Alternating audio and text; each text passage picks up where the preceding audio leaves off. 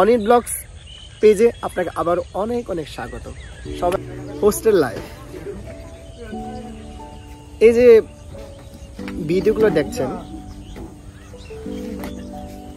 আমি আমার হোস্টেলের কথা মনে পড়ল। এই যে একটা দুর্গম এলাকা থেকে আমরা যারা আদিবাসী শিক্ষার্থী রয়েছে, সে ছোট্টবেলা থেকে আমরা আসলে হোস্টেলে বড় হয়েছি।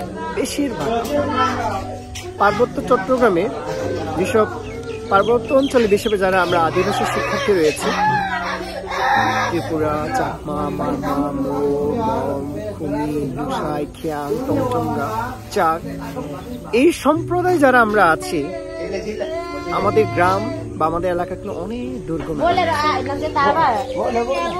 আমি রুমা বান্দরবন থেকে, এবং বান্দরবন রুমা থেকে আরো অনেক দূরে, যখন রাস্তা হয় নাই তখন প্রায় বাজার থেকে আমার গ্রাম যেতে প্রায় 3 ঘন্টা 4 ঘন্টা সময় লাগে। তখন সেখান থেকে হোস্টেলে পড়া সত্যি খুবই ঘরের প্রতি মায়া, ঘরের প্রতি একটা ভালোবাসার টান থাকত। যখন হোস্টেল থেকে বাড়িতে আসতাম, যখন ছুটি শেষ হয়ে যেত, অনেক কান্না করতাম এবং বাসা থেকে জোর করে বের করে দিত বলতে, যেহেতু মা বাবা আমাদেরকে পড়াশোনার জন্য হোস্টেলে পাঠাতো, তার প্রেক্ষিতে জোরপূর্বক আমাদেরকে বাসা থেকে নামতে হতো। তখন খুব কান্না করতাম ছোটবেলায়। এই যে আপনারা ভিডিওতে দেখলেন, এই বাচ্চাগুলা কিন্তু খুবই কান্না করতেছে এবং এমনকি বাবাও কান্না করতেছে।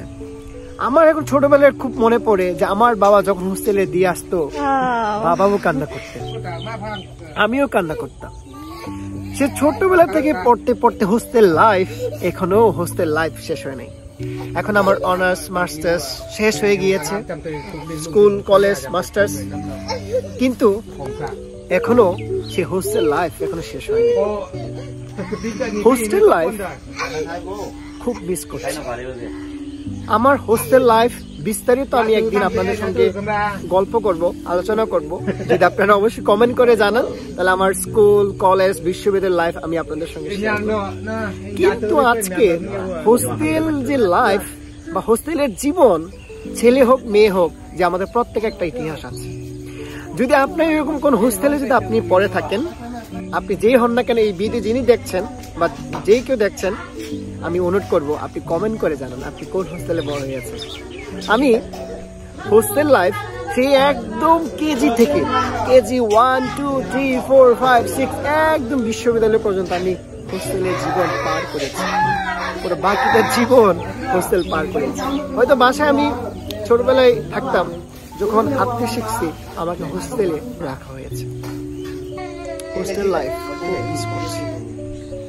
আমার মতো অনেকে জানি ভিডিও দেখছেন, এবার তো চুপি করে হয়তো আপনি ভাবতেছেন আমারও হোস্টেল লাইফ বলে একটা স্মৃতি আছে।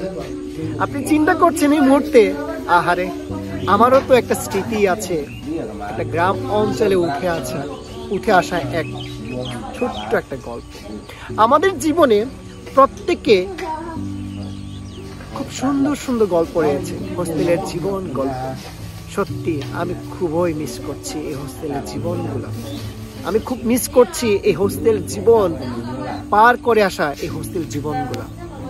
তাই সবাইকে এই মুহূর্তে আমি আমার হৃদয়ের যে স্মৃতি আপনাদের সঙ্গে শেয়ার করেছি।